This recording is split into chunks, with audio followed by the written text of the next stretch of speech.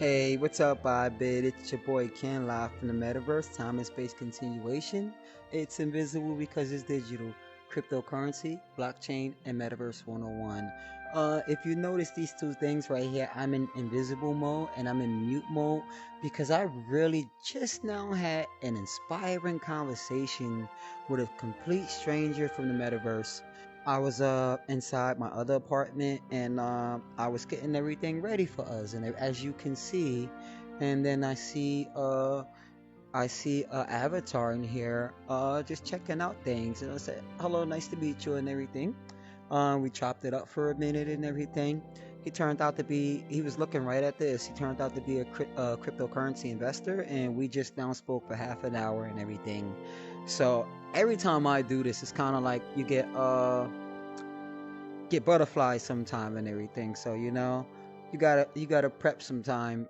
Usually when I start these things, it's like I'm live right now. The only editing that I really do with this is when I put my music, my background music.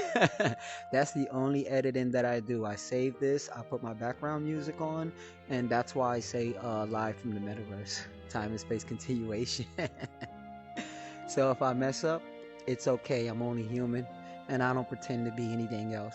Actually, I do. I'm an avatar right now, so I just love it and everything. Today is a special episode. As you can see, I was planning on doing part two of Fresh New Things, our introduction to Cardano CNFTs. Episode 2, version 2.0.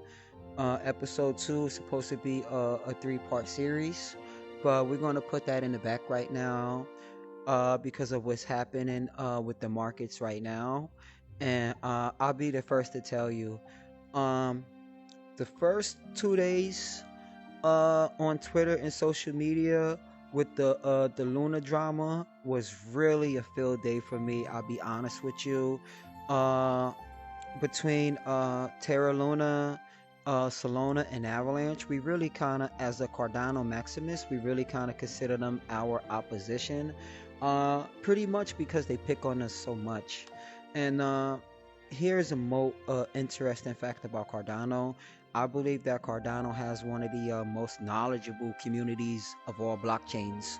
Like, we know a lot about other blockchains more than the people who claim to be tribes of that blockchain. And the reason is weird. When you're Cardano, you do a lot of time defending yourself. You spend a lot of time defending yourself on social media and everything like that. Mainly Twitter.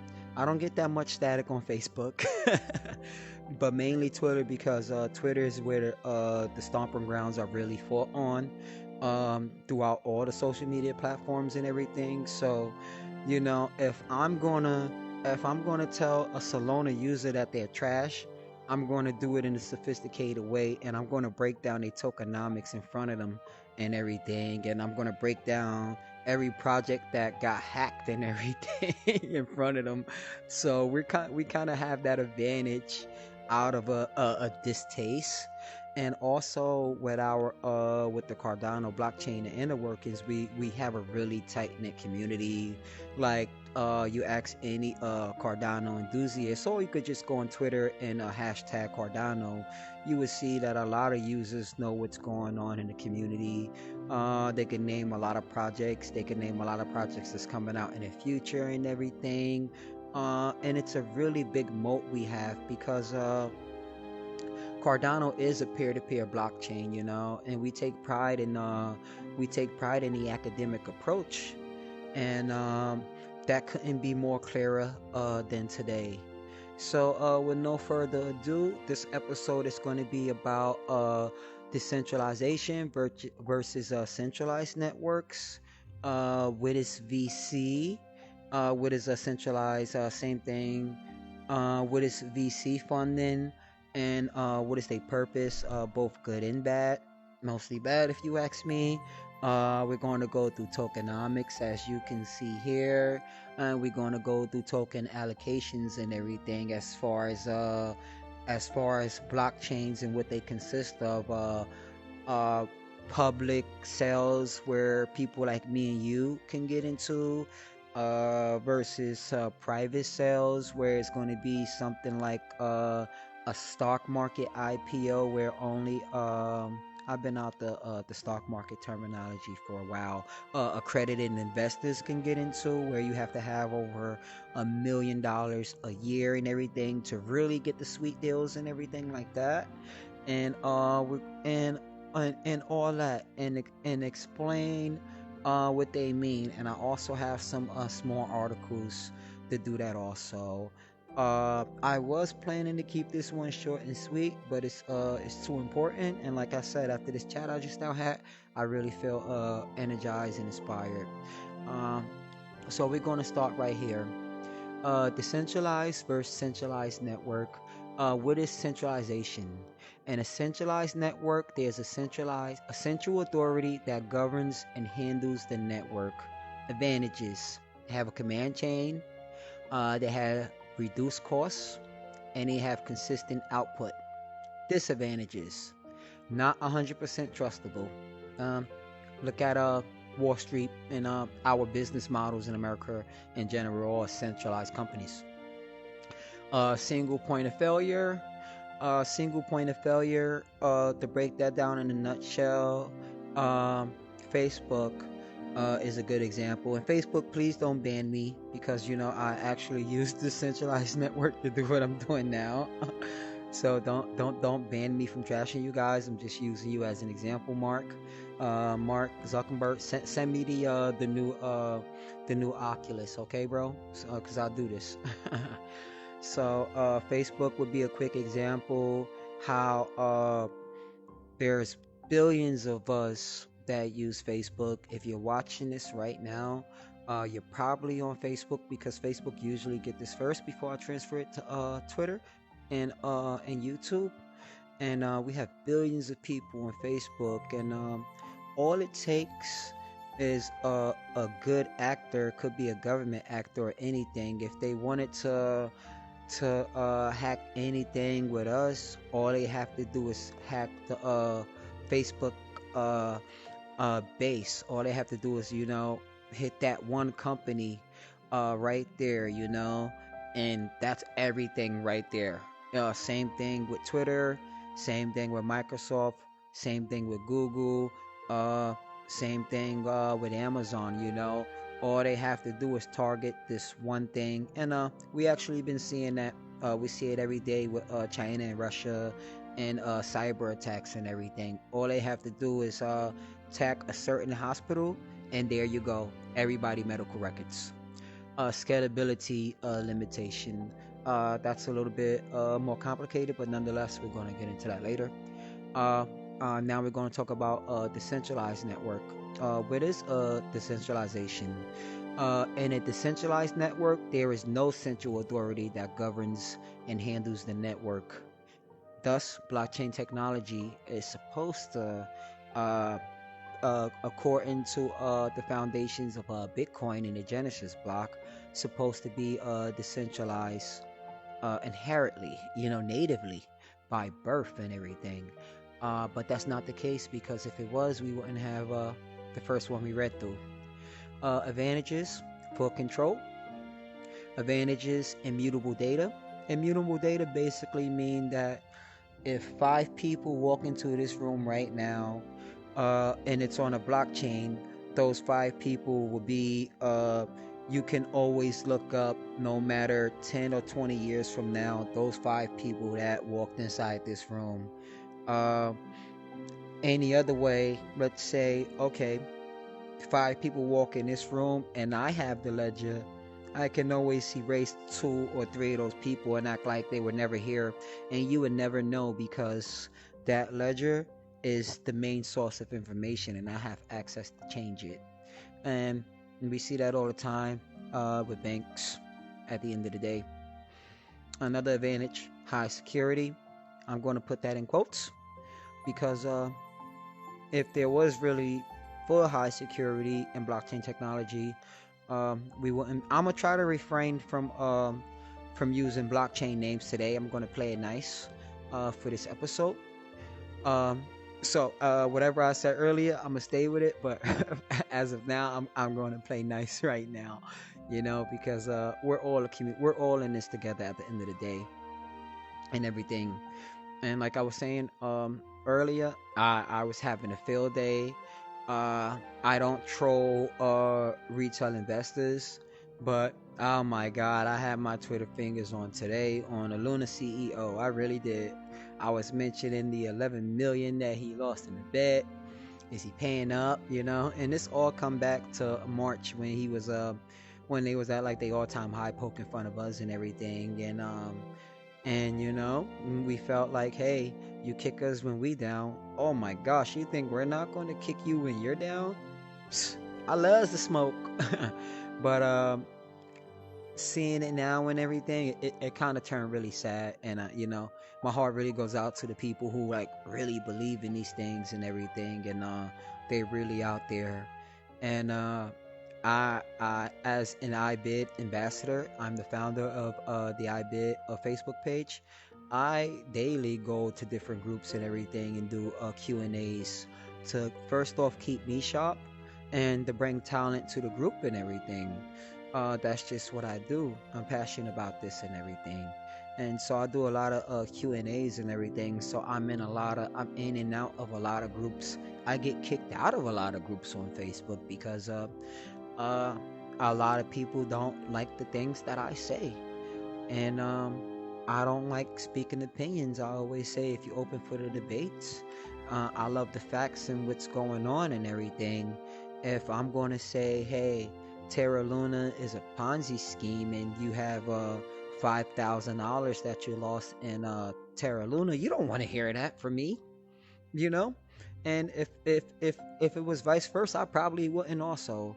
It's a perfect example of truth hurts. Nobody want to hear the truth when it hurts, and that's just human nature. So it was fun at first, but now it's getting really serious, and that's the main reason that I switched up the topic today on this episode, which I am going to title "Black Sheep of the Family." Isn't that nice right there? Black sheep of the family. And I'm reading these comments and everything. There's people like, yeah, I bought Luna when it's at $45, and then it dropped to 12, so I bought some more. And I'm like, hold up, pause. I'm all about buying a dip, but there's certain rules and regulations you gotta follow. Every dip isn't a dip to buy. Mount Gox and the ICO crash of 2018 taught us that. Where's colored coins? Where's max coins? These things are obsolete. People probably don't even know what I'm talking about, and it makes perfect sense because they're not there anymore.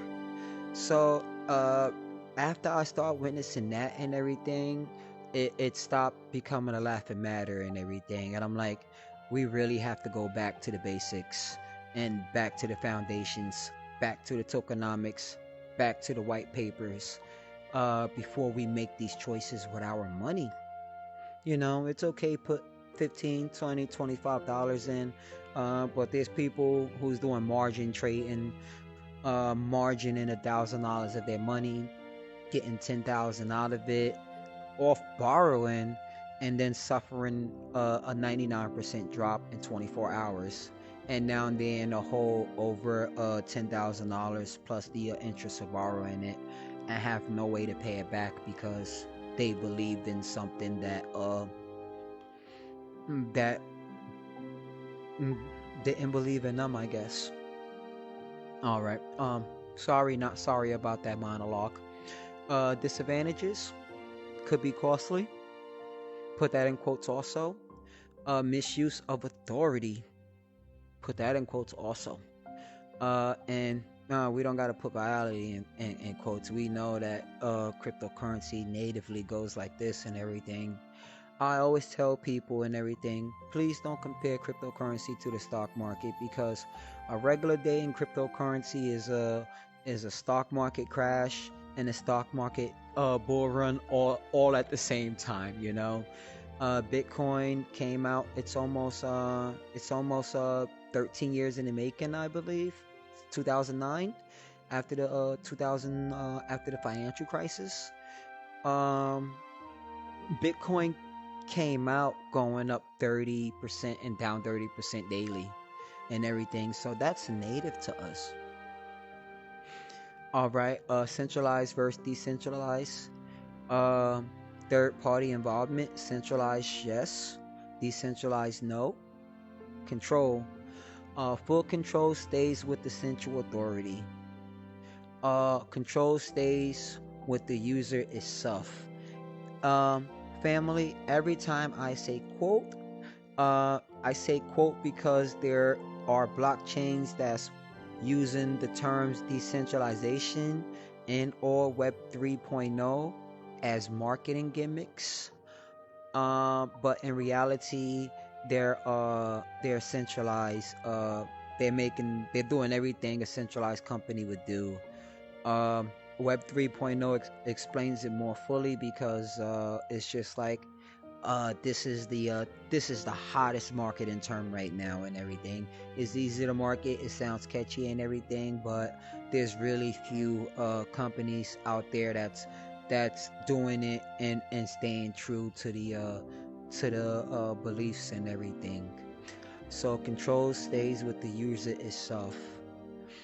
Terra Luna was supposed to be the decentralized blockchain of stable coins, but 2 days ago they made a six-party decision to try to pump $1.5 billion worth of Bitcoin to save they stable coin. Apparently it didn't work, and now that six-party decision is it's really hurting everybody. Ethereum had to go through the same thing when Ethereum, the failure of the first decentralized autonomous organization happened back in the day. The biggest difference were it they split because it really wasn't a full consensus and everything. It was like this: either you vote yes, either you vote no, but you have to vote as a community and decide.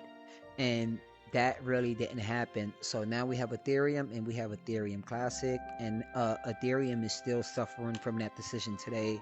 And if you keep up with Vitalik, it's something that it seems like he regrets. You know, they're still suffering from that decision today. So control stays with the user itself. It's really it's a toss up because not a lot of these blockchains out here are really decentralized, and we'll get to that in a minute.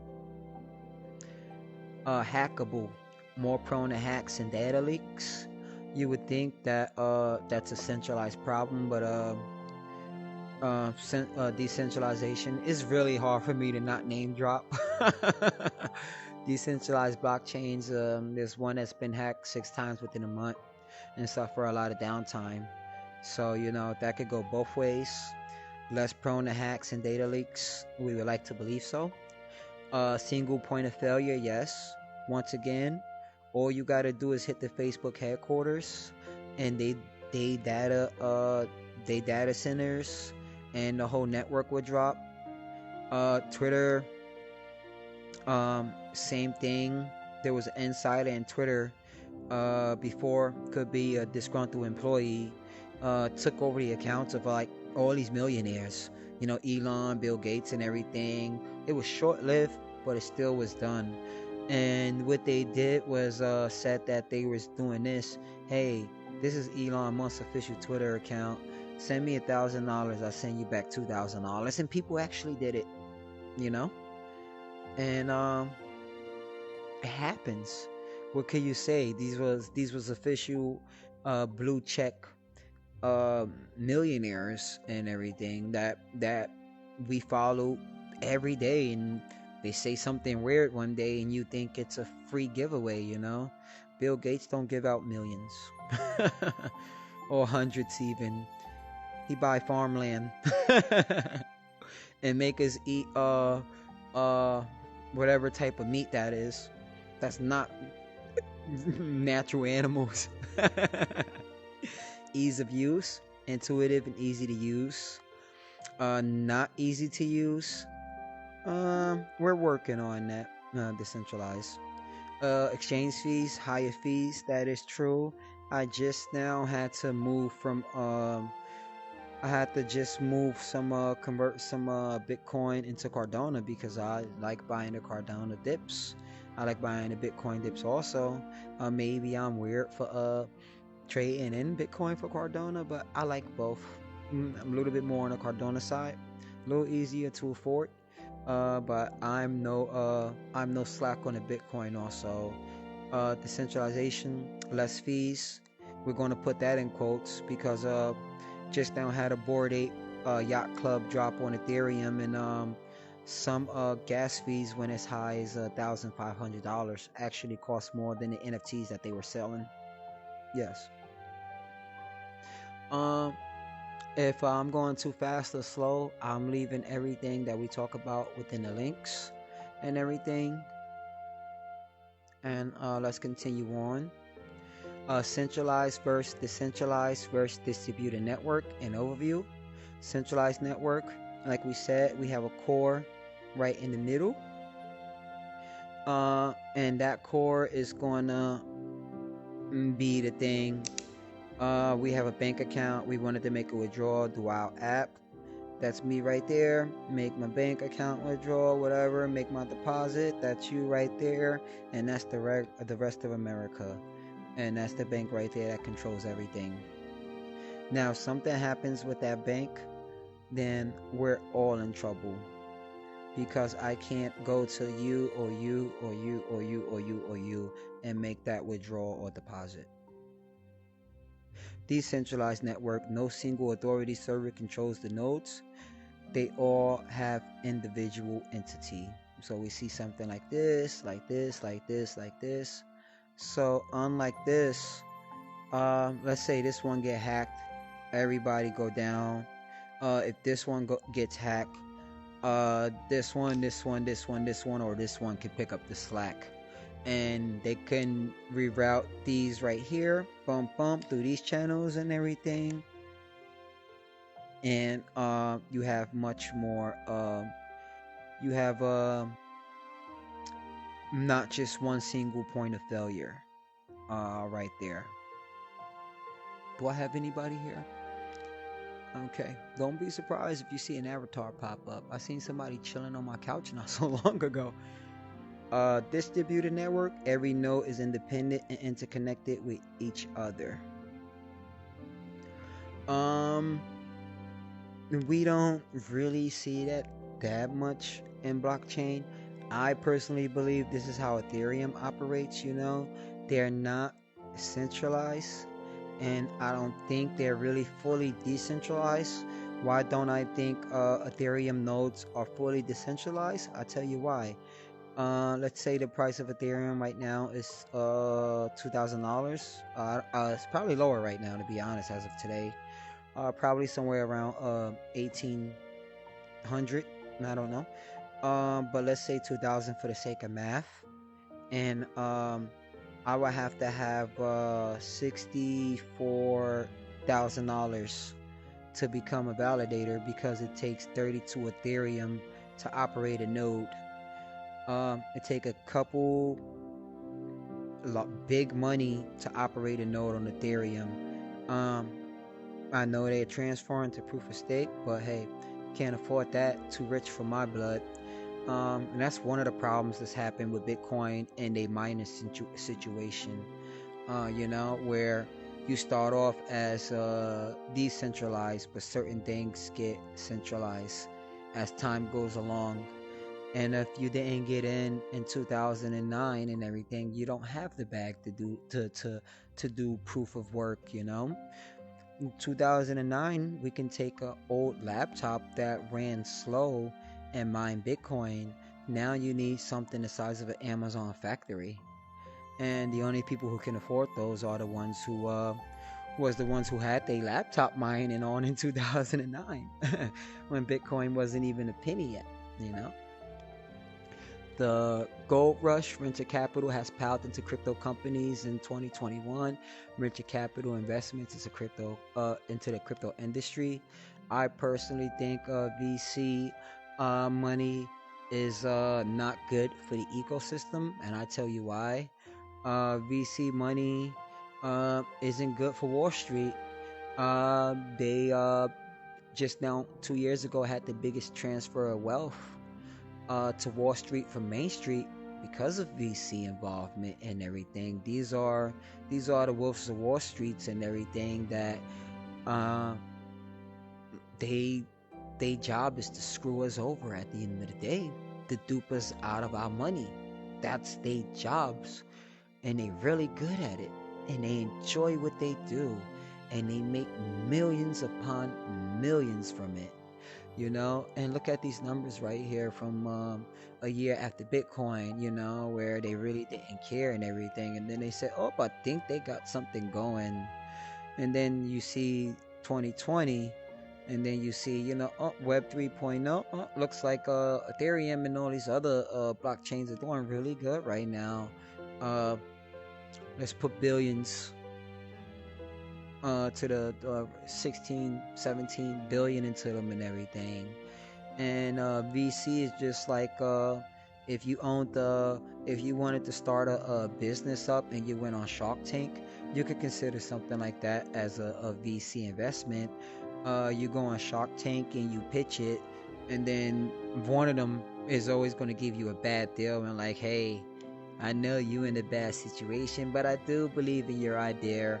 I'm going to give you $20,000 and you give me 60% control of your company and everything. And some people say, no, what, are you crazy? And some people cave in, and your dream isn't your dream anymore, because you say, hey, I would love to. The plan was always to put green caps on our soda bottles, and they say, your green caps cost too much. We're gonna do blue plastic caps, and that's that, because you have no say over it anymore, And when you translate that, when you transfer that into something that's supposed to be new and disruptive, it takes the new and disruptive out of it, because you're bringing in something that's old, used, and abused, and just rebranding it. And that's my biggest beef with VC and cryptocurrency. And I need another term, because I think certain blockchains, VC shouldn't be called VC, because VC in general has a bad connotation, and that's just my opinion. I'm not a financial advisor. Everything that I talk about is my personal beliefs and opinions, and I just want you guys to know that. All right. Initial token allocations for public blockchains. Um, let's read these first. The blue is going to be the public sale, includes all pre-launch sale or lock drop allocations that were open to public participation, community allocations, ecosystem funds, or airdrops that will eventually go to the community. Uh-oh, insiders. Funny how that color's red. Includes all team, company, and VC purchase tokens. Gray, foundations and more. Tokens allocated to foundations, community governed grant pools, and other incentives like test nets, participation rewards, like staking, farming, etc. So let's go to the first one, the blue, which I personally find is the most important uh, ingredient to a decentralized blockchain. Is going to be the public sale. People like me and you able to get into it soon as it starts up and everything. Like, we're there from day one. We get the opportunity from day one. It's not like an IPO where uh, Robinhood just now launched, let's say a year ago. Accredited investors, people making over 300,000 a month, $1 million a year, buy it at 2 cents, and the first day it comes to market, we have to fight for the scraps. It comes out, let's say $100 and everything. it goes to $110. We happy we have a $10 profit, but the rich people just now got super rich. They made a $99 profit, getting it at a $99.98 profit, getting in at 2 cents because they already millionaires. And that's how the game works, you know. The rich get richer. That's what they mean by that. The rich get richer because the rich are able to get richer because they have these benefits like first, you're allowed to get in first and everything. So the public cell is the most important, and Ethereum does a really good job, or has done a really good job to start with and everything. With the public cell, this is August 3rd, 2021. I've been looking all day for the updated figures, but for the most part, these things haven't changed because the blockchain already went out. Maybe they changed a couple numbers and everything. I would imagine they changed because a lot of retail investors really got pushed out of the game with some of this stuff. Um, Ethereum is in a really I like to say Vitalik. He has really good intentions, but some things are out of his control. Like I believe that Ethereum was the vision that he hoped for a while, but as the money poured in and the problems poured in, a lot of things start changing. You have MetaMask, which is an important backbone to the Ethereum ecosystem. They have Chase Bank basically owns a portion of them, and when Chase Bank owns MetaMask, that's the last thing you can call uh decentralization. So Ethereum has to do a lot of soul searching, along with getting to proof of stake also. I really want to skip this one. I don't want to be biased. You guys know, if you know me and watch me and everything, I'm a Cardano, a Maxi. I usually like teaching blockchain technology through my blockchain of choice because I just feel like it's the safest and most secure. And like I said, the academic and scientific approach is just something that catered to my sensibilities. I can sit all day reading papers next to a Google dictionary on my phone and YouTube to get a further understanding of what's going on. And that was the same thing. I guess that transferred over to the stock market. The first 10K paper I read was actually Tesla's and everything, and it changed the way that I see things and everything. You know, I got that Warren Buffett fundamentalist still in me and everything. We have Binance doing the 50-50. We have Solana. Public sale. People like me and you. Insiders. VC. BlackRock. Citadel. Chase. Not looking good. Solana. I could call out names here because obviously I'm looking at names. But blockchains like Solana and everything, they really put a bad taste in my mouth because of numbers like these and everything.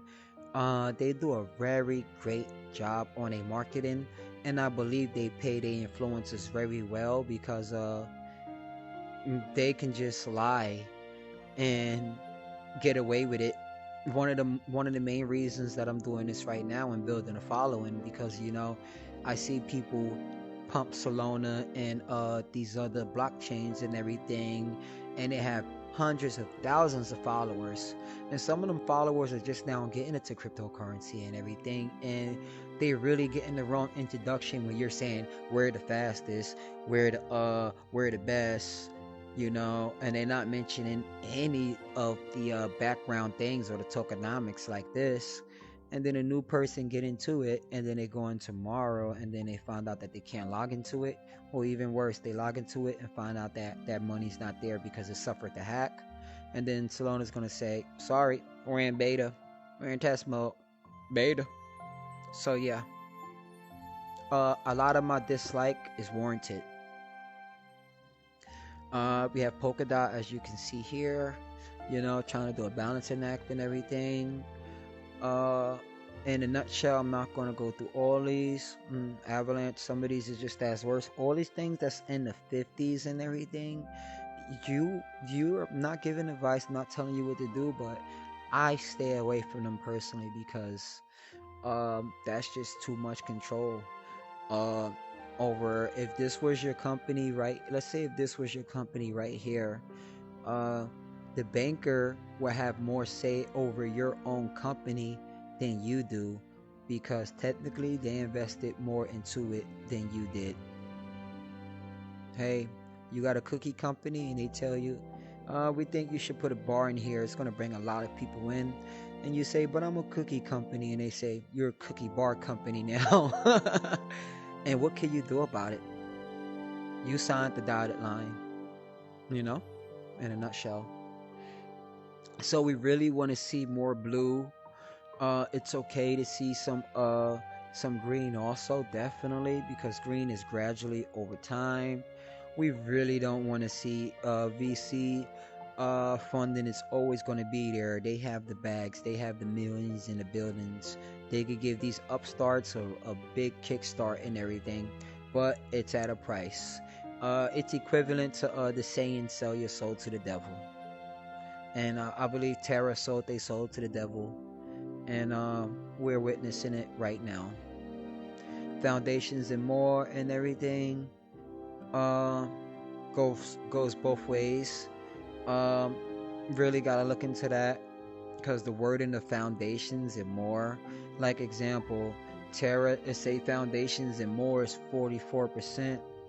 Uh, but they decision, like I stated earlier, very important decision that should have had the whole blockchain doing a vote on it, was decided by 6 people. So I don't know if this 44% means 6 people. So, you know, it's a lot of fine print going on and stuff. At the end of the day, we want to see a lot of blue.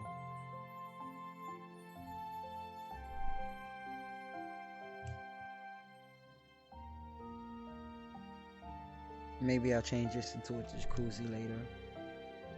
And just a little dive deeper of what standard tokenomics is supposed to look like. You know, you got the seed investing, strategic, private, public, IDO, partners and advisors, team, marketing and ecosystem, community incentive, validators, community development, crowd loan, foundation, and yield farming.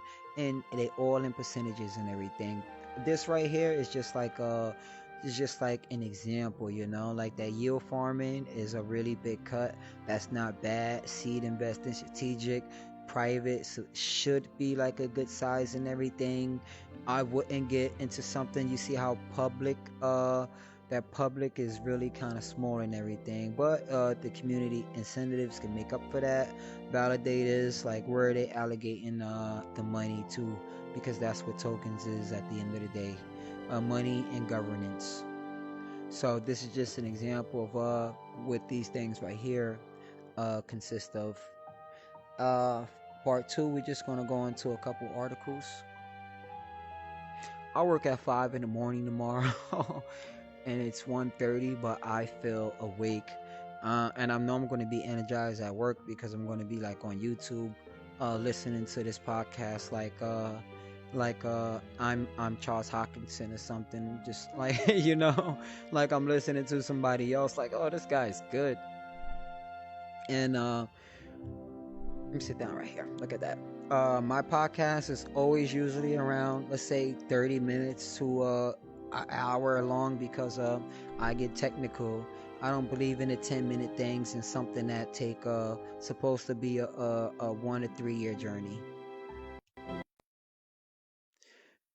So we're going to look at some of these articles really quick. Decentralization versus centralization. Decentralized versus decentralized, a detailed comparison. I'm just going to scan through some stuff. We went through most of this stuff. And I'm going to leave this also inside the links and everything for you. So you get a just a quick feel of disadvantages of centralization, and it just goes into it a little bit more and everything. Scalability, single service is used in most cases. It leads to this. It leads to scalability limitations. What is decentralization? How does it work? Full control. Data cannot be altered or deleted. Like the five people walking in the room, they there. We know they were there 10 years ago, 20 years from now. Centralization, I can just erase them off the book. There you go. Secure, censorship advantages. Decentralization also means less censorship. Sometimes I feel like, hey, what happened if I put a post out and they rub Facebook the wrong way and they decide to, you know, ban me and I'm the founder of the group. I had to add my wife as another administrator in case something like that happened. I tell iiBiD all the time, welcome to the new users also. Right now we have 600 members. My dream is to get this group to 1,000 members and up to 100 moderators. I want to a point where I don't have to post for a whole month and the page would still be just as active as I posting now every day. That's really a dream of mine. I don't like being the only administration personally. Uh but I am dealing with a uh centralized ecosystem, which is Facebook. So I do have to play the part of a CEO of the group and everything. I'm looking for a CFO and everything. you know, Eventually, I'm going to get to the point where I'm just a regular user where I can stroll and then say, hey, look what he posts. Hey, look what she posts and everything. This is awesome. Hey, somebody's taking over NFTs. Hey, somebody else actually posted a new white paper in our PDF section. Somebody else added to the guides. You know, it's a slow process, but we're going to get there, and I'm going to will it into existence. So stuff like that. This stuff is going to be left in the group also. So it's just going to give you to let you know that we can dive deeper uh on your own time. Some things I do want to talk about a little bit more about portals. Couple more links. What does increase VCs and everything? I wanted to get in VCs also. This is one of the charts. This chart is probably a little bit more better. We have Tron, we have Black Sack, we have some other things and everything. So it shows you and everything. And the reason I brought this up, we can elaborate. I'm gonna power read through this and everything. What does increased insider ownership in public blockchains mean? It could eventually hamper blockchain's ability to become a truly decentralized public infrastructure. That's exactly what I believe. Because it's really hard to start from scratch, and you got the old guard telling you what to do. It's kind of like saying that uh, as a society, we say that people that's 70 and 80 years old are unemployable because of age, which leads to lack of production, memory loss, and stuff like that. But at the same time, we have people that's 70 and 80 years old exclusively running our country. Think about it. One of the most enticing features of blockchain technology is its decentralized nature, and many of the initial public blockchains have adhered to this functionality, launching a project and eventually how it operates with a key feature in mind. Just like designing a new economic system from scratch, blockchain projects have to tackle the issues of resource allocation to property rights to how this entire system will ultimately be governed and controlled. This is becoming really important considering some of these blockchains will become the integral part of the public infrastructure that the global economy runs on. They could be the next banks of the future. And I wholeheartedly believes that. Um, Definitely with Cardano. Just my opinion. They don't pay me anything to do this. I hope they would eventually. Therefore, the blockchain developers have an added responsibility on how to address the key metrics mentioned above. As described in the infographic above, the initial asset allocation is distributed broadly into four categories that we went to: public sale, community allocations, insiders, foundations. Projects like Ethereum, Cosmos, Tezos, and EOS, for example, I believe that's Internet of Sorts or something like that, For example, allocated more than 70% of their token supplies to their communities, adhering religiously to the original philosophy of communities funding open source projects and receiving ownership in return. Back to the good old days. I hope Ethereum go back to their old ways, to be honest with you. Over the years, however, the philosophy seems to have shifted towards a less generous supply of token distribution for the public. Solana, less than 1%. We couldn't even see the blue. Right there. Don't believe me? Look at the data.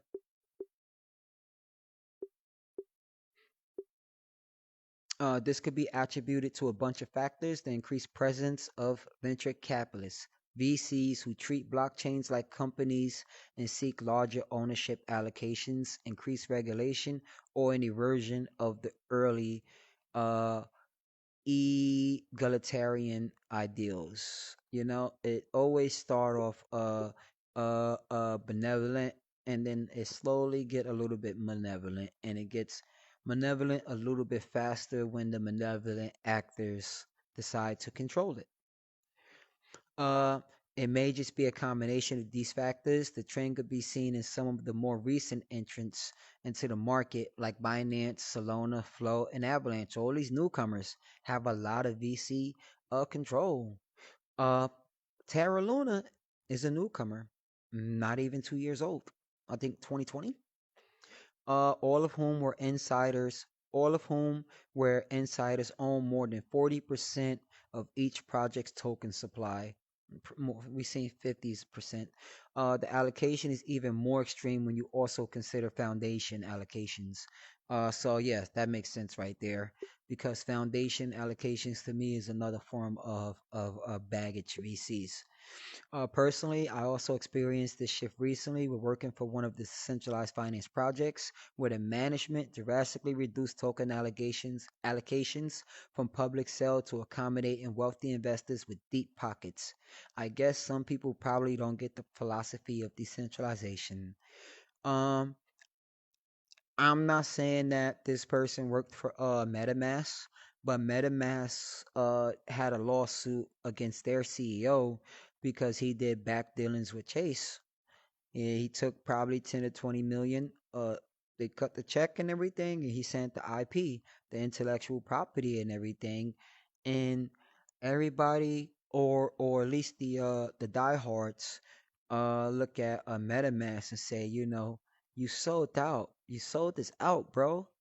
And I can imagine how much that hurt for, like, let's say a 12 team development team, and then one person did that, who happened to be a boss and everything, and got away with it. That have to hurt more if you're judged as a whole and everything, and you made this project because you really believe in decentralization and everything, and they just now in a sense gave it to the biggest enemy, the same people that you gave your time and effort to build this to go against.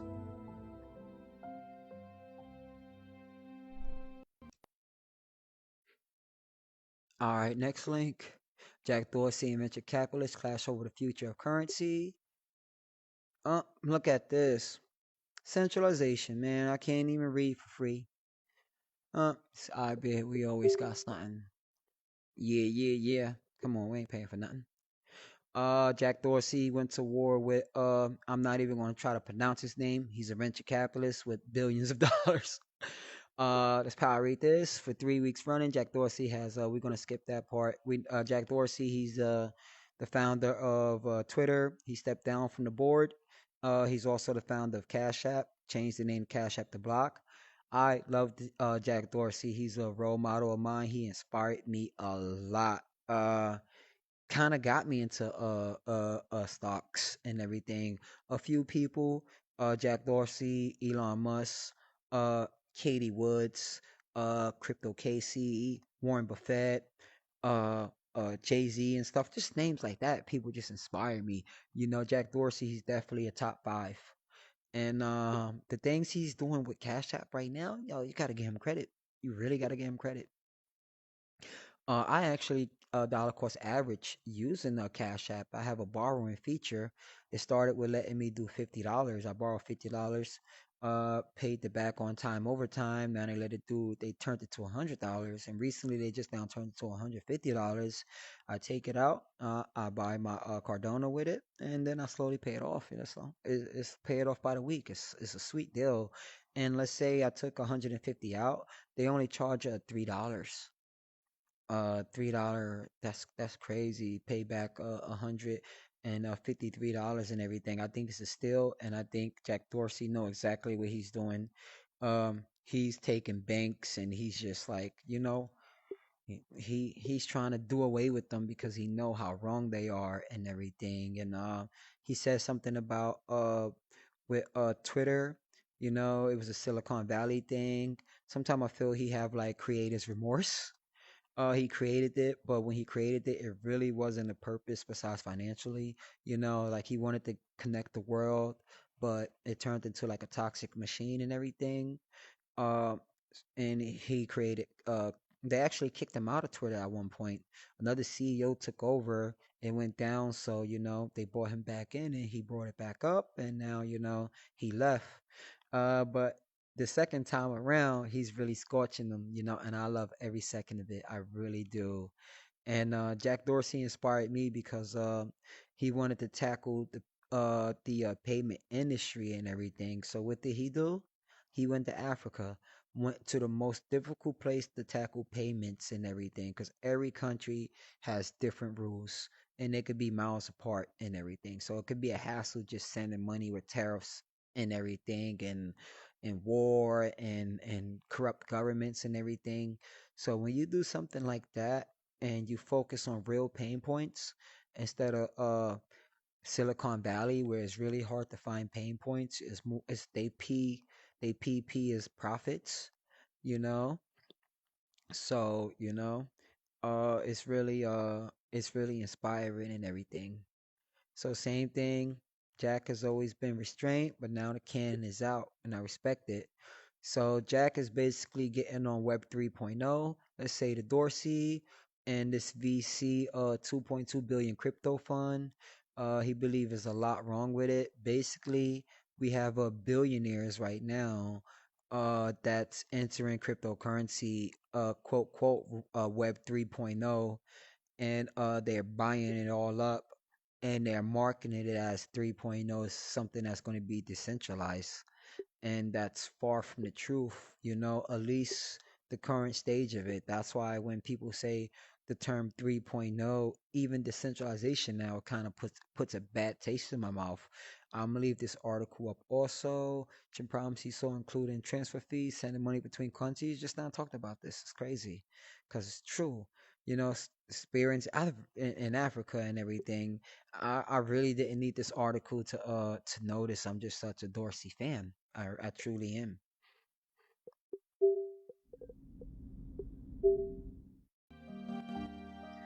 So it's gonna be up to the rest of us to do our homework and everything.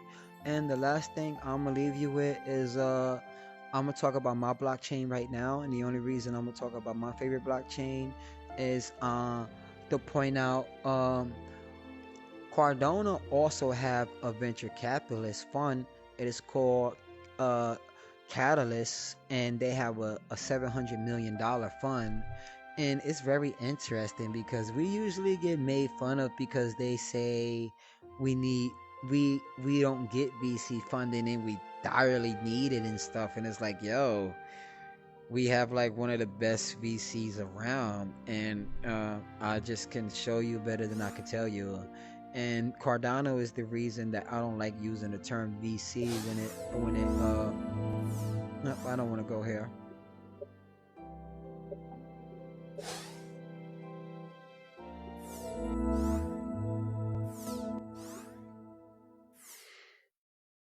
There we go, Project Catalyst. I don't like the fact that Cardano even used the word VC, or Charles Hoskinson does and everything. Usually in a defense, because they always tell him that he don't have this. I could take this off now. If somebody pop up on me, We're just about done.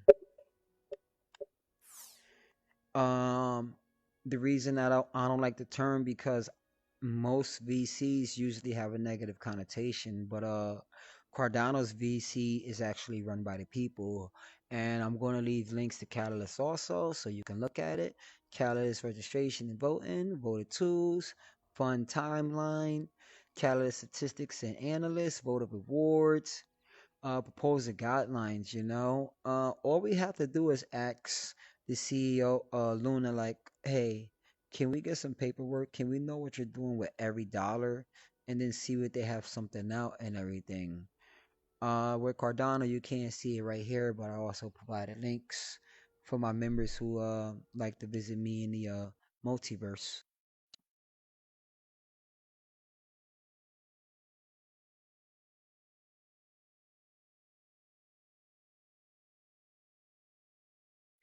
Everything within this blockchain is accounted for on a daily.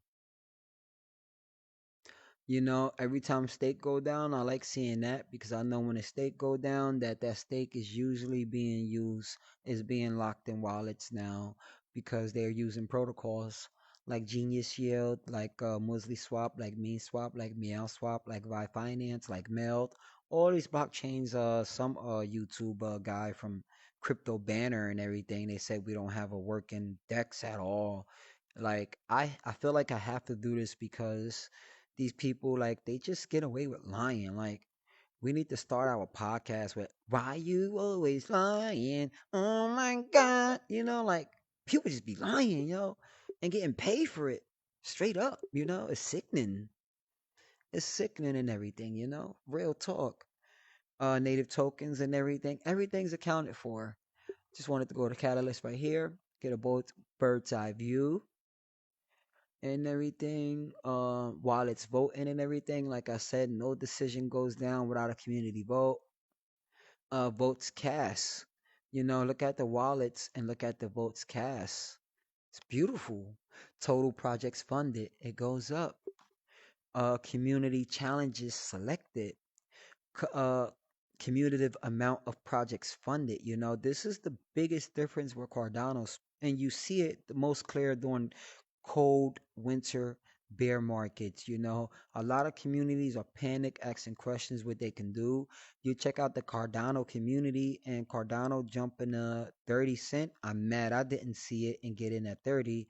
I got in around 49 cent and everything.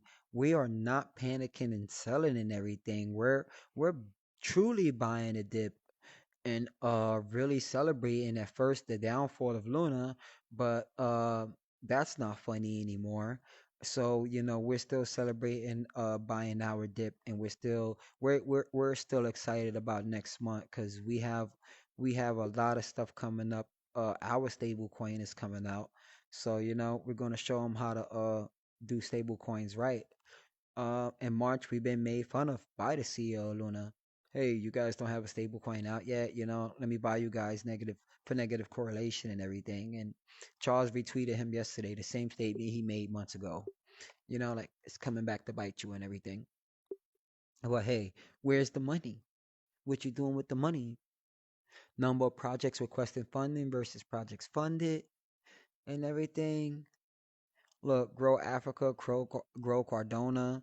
Same thing with Charles Hoskinson. Once he left Ethereum, he same thing on some Jack Dorsey stuff. If I want to make one of the best, most fairest things where people can have a fighting chance with their finances, where do I start? In the third world country that have a lot of problems and a lot of pain points, and the developed world for the most part don't really want to deal with them. So where do he go? To heart of Africa and start setting up there. Cardano is really big in Africa for all the right reasons. And if you look it up, other articles, they would say some of the most wrong reasons and everything, and it's just crazy. DeFi and micro lending for Africa. One of the Cardano dApps, World Mobile Trade, they're literally putting actual got them up there and everything, Wi-Fi balloons providing internet access to places in Africa that don't have it. And this is a Cardano project, you know? And that's the differences. You have communities and blockchain that's about speculative and getting rich. And what I like about the Cardano community is we obviously see that there's a trouble, there's a big problem in the world and everything, and there's a problem with our money. And when you print uh half the total amount of US dollars in circulation in the world within 2 years, and when somebody asks what's the problem with inflation, and then the president looks you in the face and go, because of Putin, and we don't trade more than 1% with them, that's really disrespectful. It's really disrespectful. I like to believe that the majority of America isn't idiots, but at the same time, Fox News is still the number one network in America, and Fox News is well known, even a news agency at all.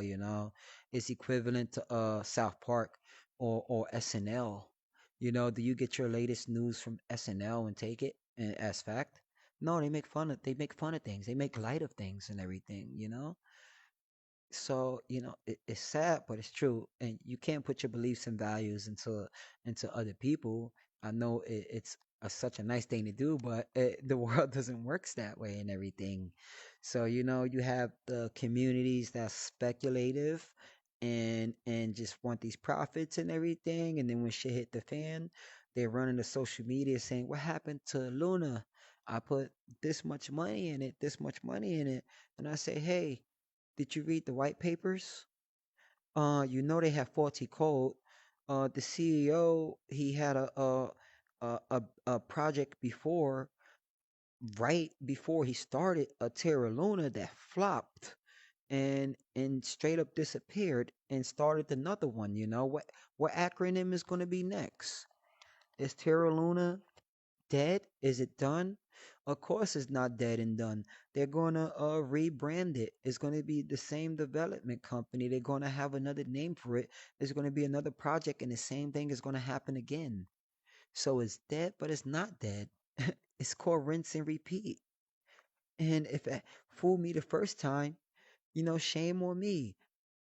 It's the second time, or how did it go? Fool me the first time, shame on you. The second time, they people just like sitting there waiting for the third time. You know, it's not coming back. It's going to rebrand, and it's gonna people going to think it's something new, and they're going to say, "Hey, this is better than Terra Luna," and then you have the Terra Luna devs in the back laughing like, "Got him again," you know. Split it with BlackRock. Is a sad fact. It's a sad fact. So what are you doing with the money and everything? We know everything's held accountable and everything. Okay, we see no dollar signs, improve and grow what's important to the community, distribute decision making, disaster when all is at stake. What happens when something bad happens? Are we prepared for that? Partnership for global adoption, are we getting bigger? Are we scaling? Grow Africa, grow Cardona. If Africa make it, we all make it. That's the mind state. Like if Africa make it, we all make it. I think that's something that's beautiful. And it's not only just Africa, it's a lot of third world countries and everything. There's people who's who who's riding camels in the Middle East that have Cardano on their wallets, you know? NFT business models, dApps and integrations, sponsored by leftovers, metadata, all this stuff right here. Budgets, total budget requested, total budget granted. People request something like this, and they actually have the community votes that we seen prior to and everything, and say, hey, this is what we're going to use the funds with and everything. Every time you make a transaction on Cardona, there's a fee, and it's a small fee. That small fee goes into Catalyst, and they put it in a pool, and then they use that pool to better expand the community. You don't see that in other blockchains. You just don't. Same thing, a percentage granted budget. And this is just the latest one. This is Catalyst 6, you know. This is, I believe, 7 is already up for vote and everything. So you know we have 1 through 6 right now. So every round of Catalyst funding, and this money is being used to keep innovation going and everything. We have Genius Shield coming out. We have liquid finance, which is going to change the game. These other dApps, these our version of banks, are ready to come out right around June, right after the Hydra big upgrade, because we need big upgrades to do the things that we're trying to do, like synthetic assets, uh, staking, yield farming with no impermanent loss, uh, borrowing with no interest, things that sound crazy and sound like scams. For the most part and everything is people taking their time, years, research, technology, uh, green friendly environment, Haskell code that costs billions of dollars, take the longest, very complicated stuff. Banks and enterprises use the code that Cardano use for the blockchain and everything, Plutus scripts, smart contracts and everything. And what do we get for it? We get made fun of because we took too long and the code is too complicated to read. Why not do Java? Why not do C++? Why not use Rust? Uh if everybody know how to use JavaScript and everybody know how to use Rust, it's just so much more hackers who can do what they do. Now, if you have a complicated language like Haskell, you have like 2% people who actually is really good at that language and everything. So you have to pay them a premium because you don't have a lot of them, one. But what's the benefit? It's a lot of hackers that don't understand it, and it would be complicated for them. It would be too costly for them. That's a moat. That's a moat. How many times has Cardano been hacked? Now I can find out before we end this. Smart contract exploits. 0. 5 years running. Not one hack. Not one hack. It's crazy. Other blockchains who shit on us daily been hacked 6 times within a month. And we're not even talking about when they cut off the off switch to fix it.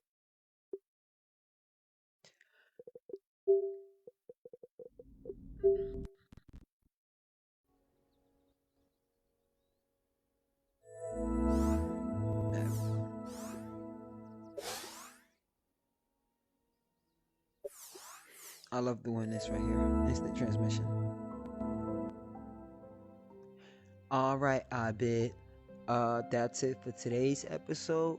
Uh, thank you for participating and everything.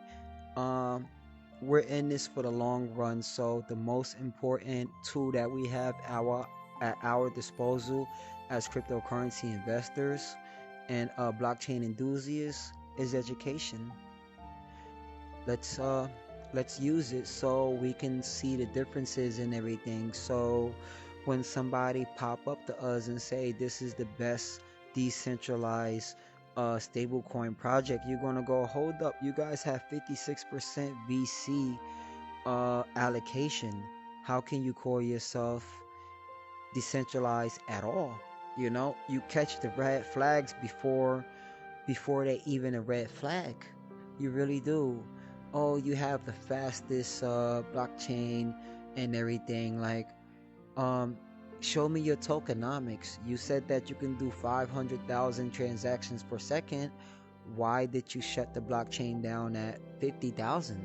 Is a difference between what you talk about and what you actually do, and they should be held accountable for that. But we have to hold ourselves accountable first before we can hold others accountable. And the best way we could hold others accountable is by deciding where we're going to put our funds at, because they can't operate without us. Interesting fact, for all the talk that happens with Solana, there's less than 0.5% of users that actually have uh, under 1,000 tokens. It's a big boys game. Ethereum is slowly becoming a big boys game, if not already a big boy game. Uh, that's it for today. iiBiD, I catch you. Out. Hey Facebook,